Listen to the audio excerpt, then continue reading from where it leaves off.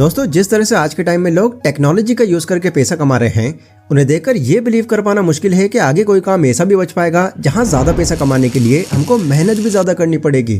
फिर चाहे वो कोई भी सेक्टर हो।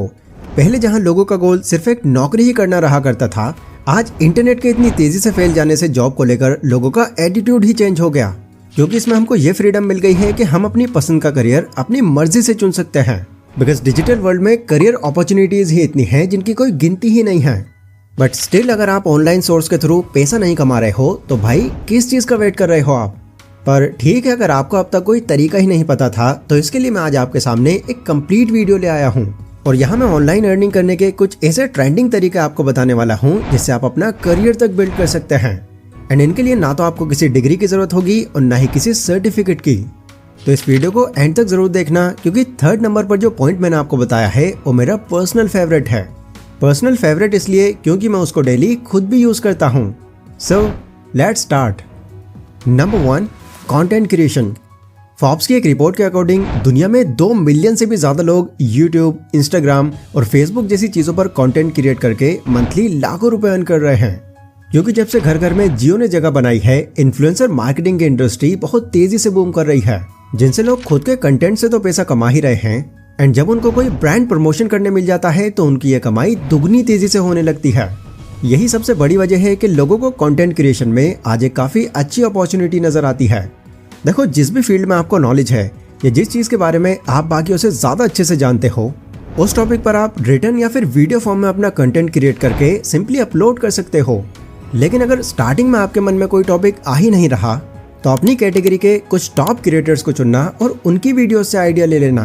आप देखना कि इस क्रिएटर की वो कौन कौन सी वीडियो हैं जो सबसे अच्छा परफॉर्म कर रही हैं। बस वहां से कुछ टॉपिक्स उठाओ और उनको अपने तरीके से लिखना शुरू कर दो। ध्यान रहे, आपने वहां से बस आइडिया लेना है, पूरा कंटेंट कॉपी नहीं करना। जैसे जैसे आप यहाँ पर टाइम लगाओगे आप खुद ही क्रिएटिव बनते जाओगे। और अगर आपका बनाया हुआ कंटेंट लोगों को पसंद आ जाता है तो आपकी ऑनलाइन अर्निंग की जर्नी यहीं से स्टार्ट हो जाएगी। Number 2, sell stock videos and photos. चाहे इंस्टाग्राम की पोस्ट हो या यूट्यूब की वीडियोस, इन दोनों में ही आपको एक चीज बहुत कॉमन नोटिस करने मिलेगी, एंड दैट इज फोटोज और वीडियो फुटेजेस। यूट्यूब पर अगर आप कोई एक्सप्लेनर वीडियो देख रहे हो तो वहां पर फोटोज और वीडियो फुटेजेस का यूज न किया गया हो, ऐसा तो हो ही नहीं सकता। आजकल तो लगभग हर चैनल इनको यूज में ला रहा है ताकि देखने वालों को उनकी ये वीडियोस यूनिक और इंटरेस्टिंग लगे। पर क्या आपको पता है कि ये सब वीडियोस और फुटेजेस आखिर आती कहां से हैं? तो ये बेसिकली कुछ लोगों के थ्रू क्लिक की गई फुटेजेस होती हैं जिन्हें वो कुछ वेबसाइट्स पर सेल करते हैं, जिनमें से कुछ वेबसाइट्स के नाम हैं Shutterstock, iStock, Getty image, story blogs and Pixabay etcetera. तो अगर आप एक क्रिएटिव पर्सन हैं और आपको फोटोग्राफी करना पसंद है तो आप भी इस तरह की क्रिएटिव फुटेजेस क्लिक करके उनमें थोड़ी बहुत कलर ग्रेडिंग करके उनको ऑनलाइन बेचकर पैसे कमा सकते हैं। Number 3, voice over. अब देखो, हर तीसरा इंसान कंटेंट क्रिएशन में लगा है, पर यह चीज एक्यूरेट नहीं है कि जो इंसान कंटेंट अट्रैक्टिव बना लेता है उसकी वॉइस भी अट्रैक्टिव हो। चांसेस हो सकते हैं कि जिस टाइप का वो कंटेंट बना रहा है उस तरह से वो उस पर वॉइस ओवर कर ही ना पा रहा हो। अब यहाँ पर उन्हें किसी ऐसे इंसान की जरूरत होती है जो अपनी आवाज से ऑडियंस को पूरी वीडियो में रोक कर रख सके। एंड इस सिचुएशन में उनके काम आता है एक वॉइस ओवर आर्टिस्ट। वो फ्रीलांसिंग वेबसाइट्स पर जाते हैं और अपने चैनल के लिए एक ऐसे वॉइस ओवर आर्टिस्ट को हायर करते हैं जिसकी वॉइस काफी अट्रैक्टिव हो। तो ऐसे में अगर ये स्किल आपके अंदर है, मतलब आपको लगता है कि आपकी वॉइस में वो दम है, तो किसी भी फ्रीलांसिंग वेबसाइट पर जाकर आप अपना अकाउंट क्रिएट कर सकते हैं। वहाँ इस तरह के लोग आपको एनालाइज करेंगे, आपका पोर्टफोलियो चेक करेंगे, एंड अगर उनको आपकी वॉइस पसंद आ जाती है तो वो आपको तुरंत हायर कर लेंगे। वॉइस ओवर में एक बेनिफिट आपके लिए ये रहता है कि अगर किसी चैनल के लिए आपको हायर किया जा रहा है तो आपको वहाँ से रेगुलर काम मिलता है, जिससे आपकी इनकम भी रेगुलर होती है। पर ध्यान रहे कि इस काम के लिए भी कुछ कंडीशंस हैं जिनका आपको खास ख्याल रखना है। सबसे पहले तो आपका वॉइस ओवर के लिए एक ऐसा एनवायरनमेंट हो जहां एकदम क्लीन वॉइस आपकी आए। एंड सेकंड, आपको अपनी वॉइस पिच पर बहुत ध्यान देना है, जो अलग अलग कैटेगरीज के हिसाब से अलग अलग तरह से निकलती है। वॉइस पिच नहीं पता? चलो एक छोटा सा एग्जाम्पल ले लेते हैं। अभी मैं आपको एक ही बात को 2 तरह से बोलकर दिखाऊंगा। दोस्तों, वीडियो के लास्ट में मैंने आपको एक ऐसा सीक्रेट बताया है जो हर एज ग्रुप के बहुत काम आने वाला है। दोस्तों, वीडियो के लास्ट में मैंने आपको एक ऐसा सीक्रेट बताया है जो हर एज ग्रुप के बहुत काम आने वाला है। तो देखा आपने डिफरेंस, ये होती है वॉइस पिच। इन दोनों चीज़ों का कॉम्बिनेशन आपकी ओवरऑल वॉइस को बहुत अट्रैक्टिव बना सकता है। एंड जैसा कि मैंने कहा कि जितनी ज़्यादा अट्रैक्टिव आपकी वॉइस होगी, आपकी उतनी ही ज़्यादा डिमांड होगी। Number 4, translation. अगर आप एक ऐसे इंसान हैं जो मल्टीपल लैंग्वेजेस जानते हैं बट स्टिल इससे फिर भी आप कोई फ़ायदा नहीं उठा पा रहा है, तो बिलीव मी, आप अपनी वैल्यूएबल स्किल वेस्ट कर रहे हो, क्योंकि इंटरनेट आपको ये अपॉर्चुनिटी दे रहा है कि आप अपनी ये स्किल से भी कमाई कर सको। वो कैसे, चलो थोड़ा ठीक से समझते हैं। इंडिया के बाहर लाखों करोड़ों कंपनीज लोकेटेड हैं एंड आपको तो पता ही है कि पॉपुलेशन के मामले में अब इंडिया ने चाइना को भी पीछे छोड़ दिया है। तो इसी चीज़ को देखते हुए हर दूसरी फॉरेन कंपनी अपनी नज़र इंडियन मार्केट पर गड़ाए हुए है, ताकि इंडिया के अंदर वो अपने प्रोडक्ट की मार्केटिंग करके उसको यहाँ भी फेमस कर सके।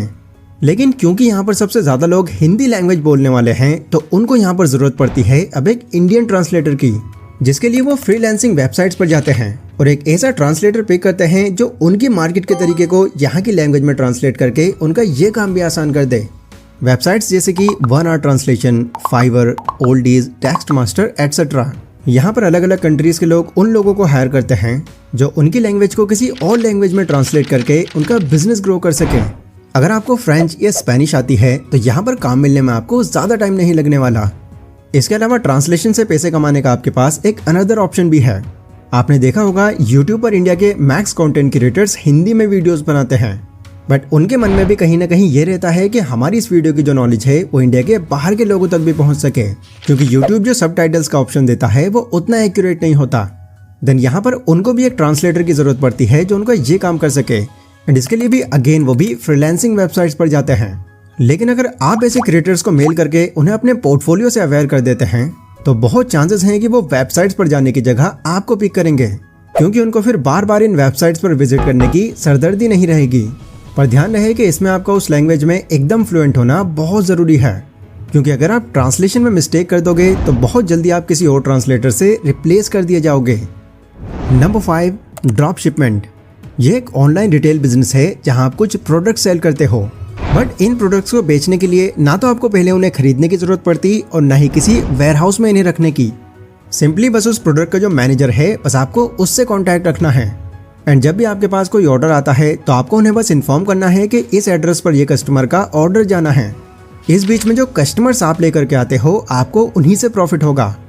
अब देखो, कुछ लोग को ये कन्फ्यूजन रहती है कि एफिलिएट मार्केटिंग और ड्रॉप शिपमेंट लगभग एक जैसा ही है, पर नहीं, इसमें बहुत ज़्यादा डिफरेंस है।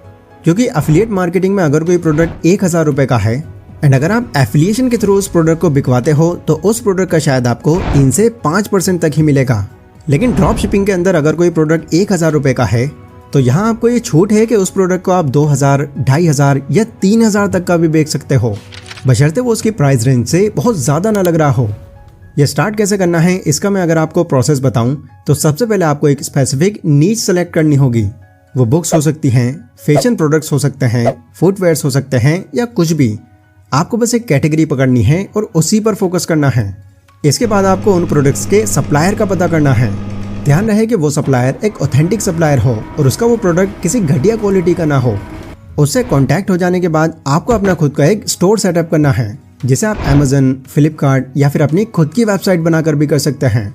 फिर सब कुछ सेट हो जाने के बाद जब आप अपना मार्जिन लगाकर उसको लिस्ट कर दोगे, देन फाइनली अब आपका बस आखिरी काम बचा है उसकी मार्केटिंग करना, क्योंकि ऑब्वियसली जो दिखता है वही बिकता है। इंडिया में ड्रॉप शिपिंग के थ्रू कई लोग बहुत पैसे बना चुके हैं और स्टिल वो इसी बिजनेस को कर रहे हैं, क्योंकि इंडिया के अंदर जो ऑनलाइन शॉपिंग का क्रेज है वो बढ़ता ही जा रहा है। तो हाँ यार, ये थे वो ट्रेंडिंग तरीके जिनकी हेल्प से आप ऑनलाइन अर्निंग करके काफ़ी पैसे बना सकते हो। एंड कुछ तरीके तो इनमें ऐसे हैं जिनसे आप पैसिवली भी कमा पाओगे। बाकी इसके अलावा आपको कौन सा तरीका ज़्यादा बेस्ट लगता है मुझे कमेंट सेक्शन में ज़रूर बताना। ये वीडियो अगर आपको पसंद आई हो तो इसको लाइक और शेयर ज़रूर करें। एंड अगली वीडियो आप किस टॉपिक पर चाहते हैं ये आप लोग मुझे कमेंट करके बता सकते हैं। बाकी मैं मिलता हूँ अपनी नेक्स्ट वीडियो में, तब तक के लिए stay safe, stay healthy, take care.